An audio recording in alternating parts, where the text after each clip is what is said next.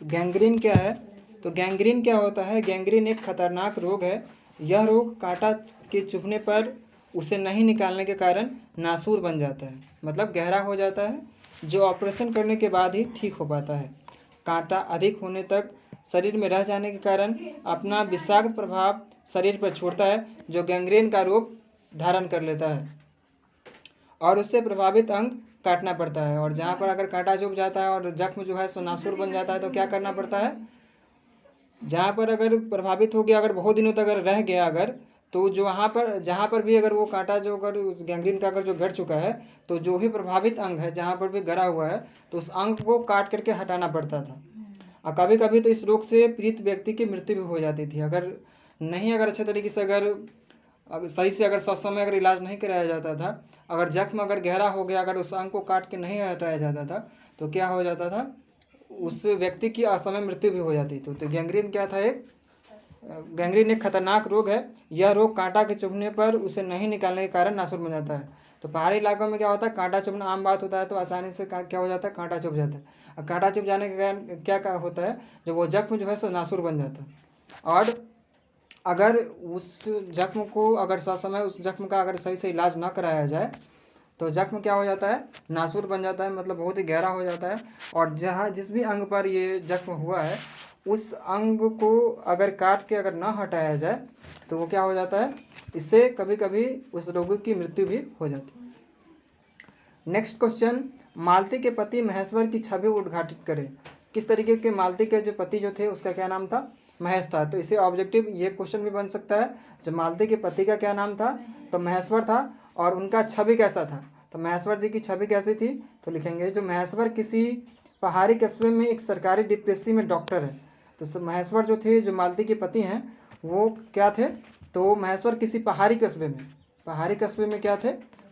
एक सरकारी डिस्पेंसरी के में डॉक्टर हैं। रोज़ डिस्पेंसरी जाना, मरीज को देखना, गैंग्रीन का ऑपरेशन करना, थका मादा घर लौटना। उसके बाद क्या करना? थक हार के क्या करना?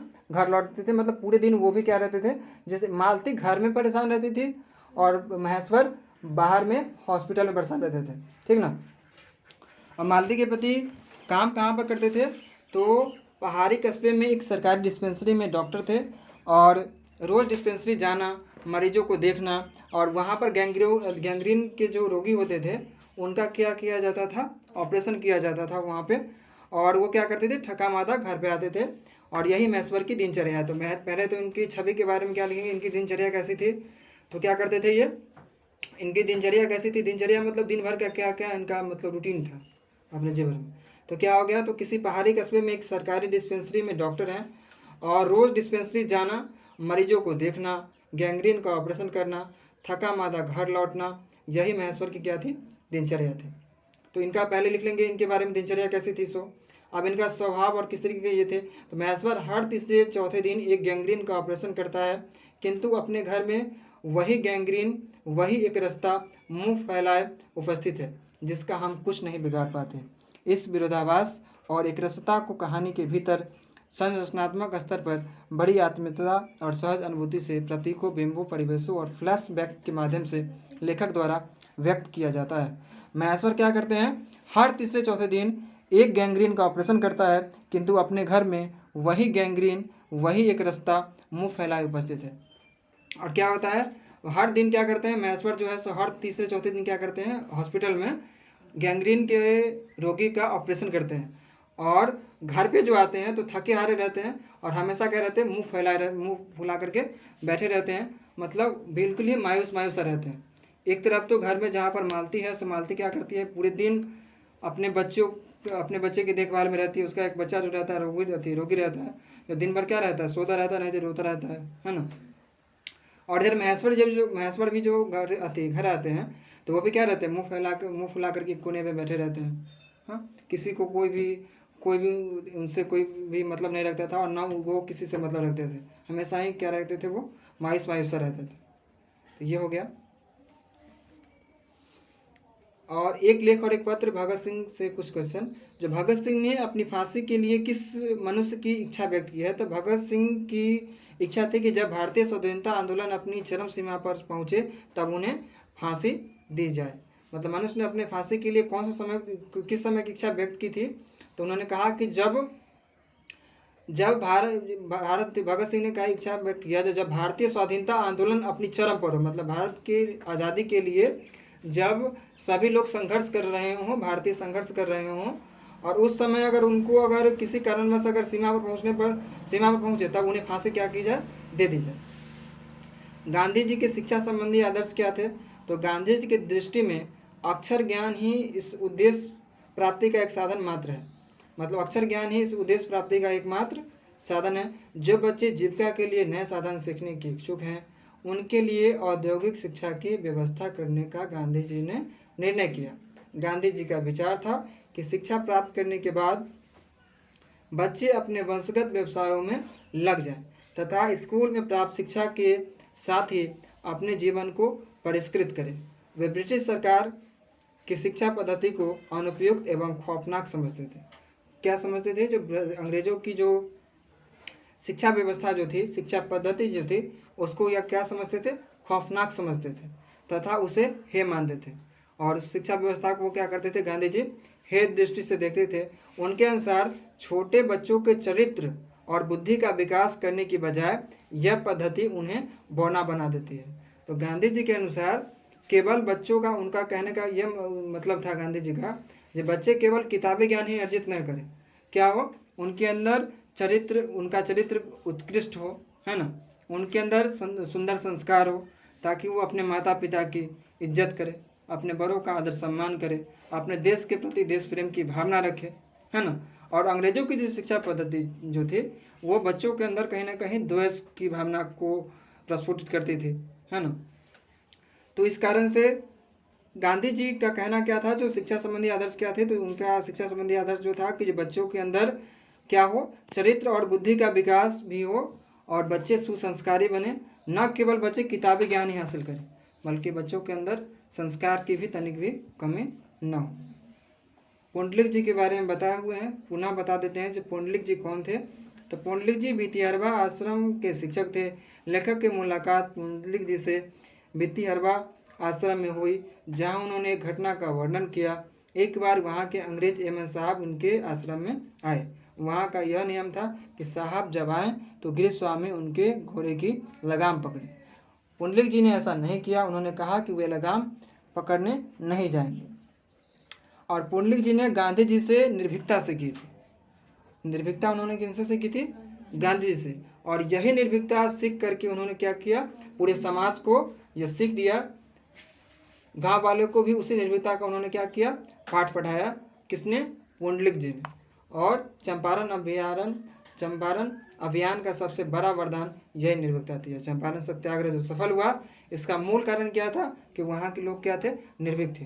क्योंकि पुंडलिक जी जो गांधी जी से जो निर्भीकता उन्होंने सीखा था, वो उन्होंने पूरे समाज को परोसने की कोशिश की। पूरे समाज को उन्होंने क्या सिखाया, निर्भीकता का पाठ पढ़ाया, और जिनसे क्या हुआ, चंपारण अभियान सफल हुआ। ठीक है।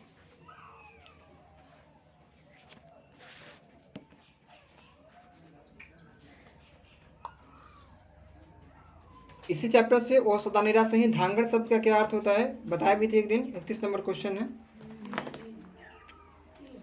धांगड़ छोटा नागपुर की आदिवासी जातियों उर्रांव, मुंडा, लोहार इत्यादि के वंशज है। धांगड़ कौन है? तो छोटा नागपुर की आदिवासी जातियों उर्रांव, मुंडा, लोहार इत्यादि के वंशज है। धांगड़ शब्द का अर्थ क्या होता है? तो ओराव भाषा में होता है भारे का मजदूर। धांगड़ शब्द का क्या अर्थ होता है? भारे का मजदूर। धांगड़ों को 18वीं शताब्दी के अंत में नील की खेती के सिलसिले में छोटा नागपुर की पहाड़ से लाया गया। इनके लोक गीतों में 2 वर्षों की उस महाप्रस्थान की कथा बिखरी पड़ी है, जब नील के खेतों में काम करने के लिए जब अंग्रेज साहब तथा रामनगर के तत्कालीन राजा उन्हें लाए, और उसके बाद अनेक वर्षों तक इन्हें लगभग गुलाम का जीवन बिताना पड़ा। काफ़ी बलिष्ठ एवं मेहनती होते हैं। आपस में छांगर मिश्रित ओराव भाषा में बात करते हैं। और ये जो होते हैं कैसे बात करते हैं? तो आपस में छांगर मिश्रित ओराव भाषा में बात करते हैं। दूसरों के साथ भोजपुरी या मधेसी भाषा में बात करते हैं। ठीक है। और उस आइडिया से एक और क्वेश्चन जो कि बहुत ही इंपॉर्टेंट क्वेश्चन है, जो बुद्ध ने आनंद से क्या कहा। तो बुद्ध ने आनंद से क्या कहा था, तो बुद्ध ने आनंद से कहा था कि मैंने जो धर्म चलाया था वह 5 सहस्त्र वर्षों तक चलने वाला था, किंतु अब वह केवल कितना वर्षों तक चलेगा, 500 वर्षों तक चलेगा, क्योंकि नारियों को मैंने भिक्षुणी होने का अधिकार दे दिया है।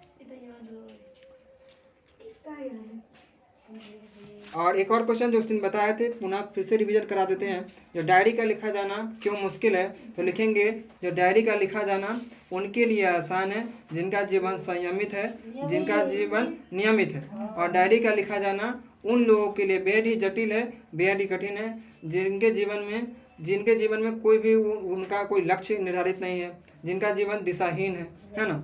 मतलब किस ओर हम कदम बढ़ा रहे हैं, इनसे उसको कोई मतलब ही नहीं है, कोई तात्पर्य ही नहीं है। जो आलसी हैं, लापरवाह हैं अपने जीवन के प्रति, वो अपने जीवन में कुछ भी बेहतर करने के लिए क्या है, संकल्पित नहीं है, तो उनके लिए क्या है, डायरी का लिखा जाना अत्यंत ही कठिन कार्य है। ठीक है, डायरी का लिखा जाना क्यों मुश्किल है, लिख लेंगे इसको। पूछे हुए है जो मलियज अपने किस दर की बात करते हैं, तो लिखेंगे जो 11वीं डायरी में लेखक की डायरी जो है सो विभिन्न भागों में विभक्त है। उन्होंने कौन सी डायरी कब लिखी है उसका तारीख उन्होंने लिखा हुआ है, किताब में दिए हुए है डायरी वाले चैप्टर में। हंसते हुए मेरा अकेलापन जो है चैप्टर जिसके रचयिता मलियज है, उन्होंने डायरी को जो बुक होगा उसमें, बुक में गेस्ट पेपर में नहीं दिए हुए, बुक में दिए हुए हैं। तो मलियज अपने किस डर की बात करते हैं, तो लिखेंगे जो 11वीं डायरी में लेखक के मन में पैदा होने वाला डर का वर्णन उन्होंने किया है। लेखक अपने को भीतर से क्या महसूस करते हैं, डरा हुआ व्यक्ति मानता है। लेखक क्या कहते हैं कि जो खुद से, वो क्या कहते हैं, जब मैं खुद से क्या हुआ हूँ, डरा हुआ व्यक्ति हूँ। मन हर तरह तनाव पैदा करता है, संशय पैदा करता है। किसी की प्रतीक्षा की घड़ी बीत जाने पर मन में डर पैदा होता है। किसी की प्रतीक्षा घड़ी बीत जाने, किसी का प्रतीक्षा कर रहे हैं और वह घड़ी बीतता जा रहा है, तो क्या होता है, मन में डर उत्पन्न हो जाता है, मन में डर पैदा हो जाता है। मनुष्य जैसे जैसी जीवन रूपी समस्याओं से घिरता जाता है, उसके मन में डर की मात्रा बढ़ती जाती है। मलियज का कहना है कि जैसे जैसे इंसान क्या होता है, जीवन रूपी समस्याओं से, जीवन में जो समस्याएं उसके जीवन में आती हैं, तो उन समस्याओं से जैसे जैसे वो घिरता चला जाता है, तो उसके जीवन में जो डर की जो मात्रा जो है, जो डर का प्रतिशत जो है, सो क्या हो जाता है, बढ़ते रहता है। लेखक 25 जुलाई 1980 की डायरी में डर की चर्चा करते हैं। किसी बाहर के व्यक्ति के उपयुक्त समय पर वापस न आने पर भी प्रतीक्षा का डर लेखक को घेर लेता है। मन अप्रिय घटनाओं का साक्ष्य जुटाने में लग जाता है। अचानक हृदय में प्रार्थनाओं का गूंज होने लग जाता है और मन किसी अमूर्त सहारे को ढूंढने में लग जाता है। इस प्रकार से लेखक भिन्न भिन्न अवस्थाओं में भय के शिकार हो जाते हैं। लेखक ने कहा है कि जिस तरीके से हम जीवन में समस्याओं से, जिस तरीके से हमारे जीवन में समस्याएं हमारे जीवन में घिरती चली जाती हैं, वैसे वैसे हमारे जीवन में डर का जो प्रतिशत जो है सो क्या होता है, बढ़ते चला जाता है। और कौन सी डायरी में उन्होंने लिखा है, तो 25 जुलाई 1980 की डायरी में डर की चर्चा करते हैं। ठीक है, तो इस चीज़ को लिख देंगे, इसको